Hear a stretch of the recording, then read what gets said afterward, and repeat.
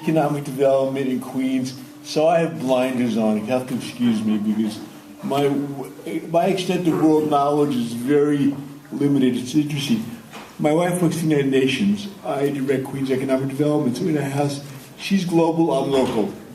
And it works very well. I know how to get anywhere in Queens. She knows how to go anywhere in the world. And travels a lot more than I do. My travels take me over the borough of Queens. It's interesting. There's something said today which, fascinating me and others is so disturbing. I mean, to know that all this money is being spent in military buildup to show power is so frightening to all of us with children and want to see the world a better place because we've all been in a schoolyard with their bullies and, that's what's happening in this world today. It's not good.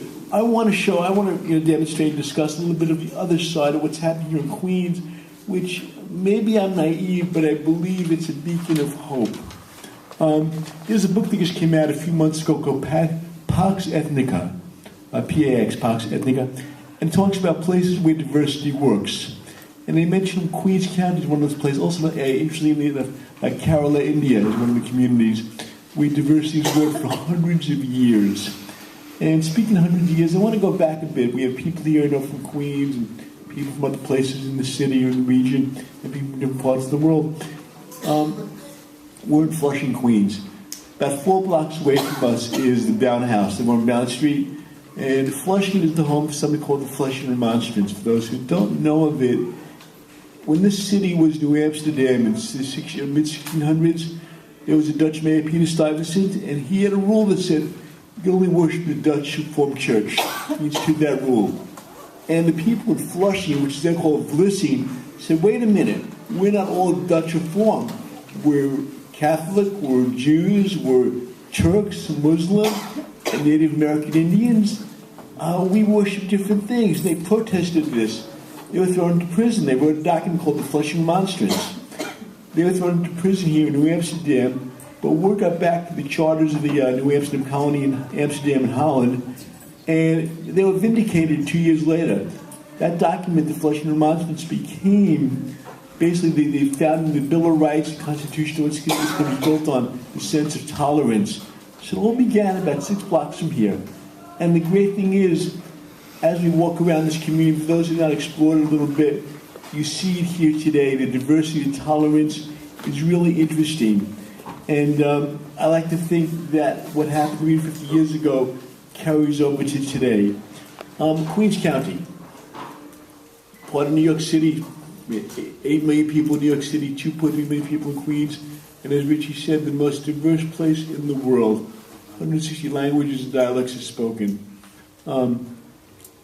It's interesting because 30 years ago, the borough was also diverse, but it was segmented. There was the African-American neighborhood, the Greek neighborhood, the Italian neighborhood, the Jewish neighborhood, the Indian neighborhood.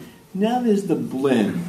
And I love, when I'm out of New York City and tell people where I live, I love to tell how my morning routine goes. I go to the gym. I'll be checked in by a young man from Ghana. I will leave the gym and go to a coffee shop, which is a bagel parlor owned by Russians.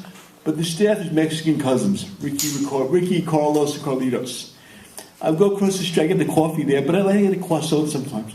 I'll go across to the bakery, which is owned by a woman from Uganda originally, of Indian heritage, who never lived in India in her life, but she's of Indian heritage, went to Paris to study baking. So I buy the croissant there. Then I may go to the laundry to drop off some shirts. And until she retired, the woman who did the shirts was Chinese, but she spoke fluent Yiddish, which really confused everybody. But this was Queens, and it was no one raised an eyebrow. And that's the wonder and the beauty of what we are today. And it's like that all over the borough. So what used to be sectors is now the blend. And I was so delighted about my children who graduated college, but they went to public school in New York City and Queens. And when they went to junior high school, there was no majority, no minority. In their class, it was everything. And it gave them a certain sense of tolerance I don't have. I'll be very honest about that, because I grew up in a different world. The world they're growing up in, the world our children are growing up in here in New York City and the region, is going to be a different world. And I believe that will be somewhat, hopefully, counterbalance sometimes the sectarian issues that go on all over the country.